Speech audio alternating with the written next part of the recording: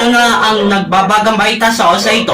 Para sa official, lahat ng tulay na ginawa sa Nododad Admin Ding Inspecting, iminungkain ni Presidential Communications Office, PCO Yusek kay Castro na dapat inspeksyon ang lahat ng mga tulay sa bansa, lalong-lalo ang mga naitayo tulay sa iyahin ng administrasyon ni dating Pangulong Diego Duterte. Kasunod ito ng pag-uod ng Kabagan Santa Maria Beach sa Isabela noong pero 27 sa isang press briefing noong Webes, Marso 6, itinanong kay Castro kung ano ang magiging hakbang na administrasyon ni Pangulong Bongbong Marcos upang hindi na maulit ang nangyari sa Isabela. Is basically who made the design.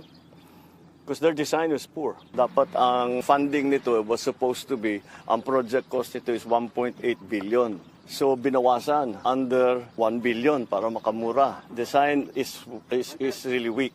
Exclusive, ayon sugatan sa gumong bagong gawang tulay sa Isabela, umabot sa 6 na katao ang sugatan matapos gubuho ang bagong gawang tulay sa barangay Kasipag Norte, Kabagan Isabela nitong Webes ng gabi, Pebrero 27. Kabilang sa mga sugatan ay 2 bata.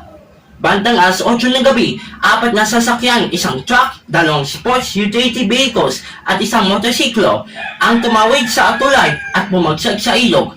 Ayon sa pahayag ng Department of Public Works and Highways of DPWH Region 2 nitong Biyernes, Pebrero 28, na ang pagguho na bahagi ng tulay ay dahil sa bagtaan ng dump truck.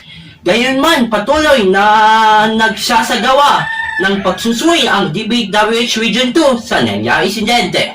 Manatin na ako tutok sa Photogrid News Update para sa osa ito. Ako po si John Sebastian, may panindigan baitan, totoo lamang. Maraming salamat po.